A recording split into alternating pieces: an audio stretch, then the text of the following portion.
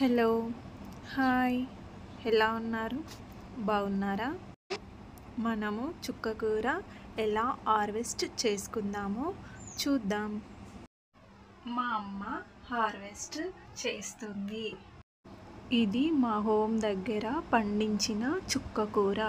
చాలా ఫ్రెష్గా ఉంటుంది కదా మన హోమ్లో పండించుకున్న చుక్కకూర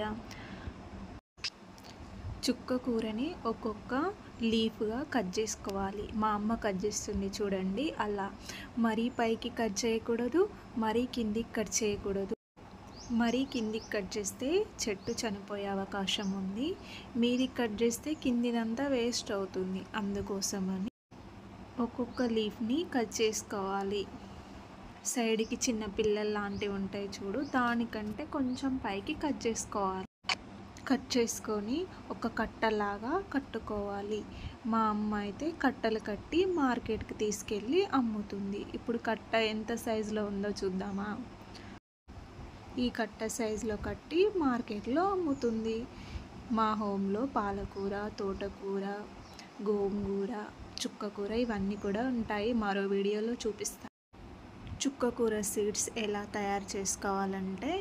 చుక్కకూర ఇప్పుడు కట్ చేయకుండా అలాగే ఉంచాలి కొన్ని డేస్ తర్వాత పెద్దగా అయ్యి ఇలా విత్తనాలు తయారవుతాయి ఈ విత్తనాలు ఉన్నాయి చెట్టు మీద కూడా ఎండే వరకు ఉంచుకోవచ్చు లేకపోతే ఇవి ఉన్నాయి కదా ఇవి తీసి ఎండలో ఆరబెట్టి కూడా విత్తనాలు రెడీ చేసుకోవచ్చు ఇంకా విత్తనాలు తయారు కాలేదు తయారైన తర్వాత మళ్ళీ చూపిస్తా బట్ ప్రాసెస్ కోసమని ఒకసారి పెట్టి చూద్దామని పెట్టేశాను చూడండి ఒక్కటే చెట్టు కాకపోతే అంత పెద్దగా అయింది ఇవి ముదిరినాయి కాకపోతే ఇంకా కొంచెం ఉండాలి అందుకోసమని ఉంచా ఎండిన తర్వాత ఎలా గింజలు అవుతాయో కూడా చూపిస్తా సరేనా మరి ఒక వీడియోలో చూద్దాం నా ఛానల్ని మీకు నచ్చినట్టయితే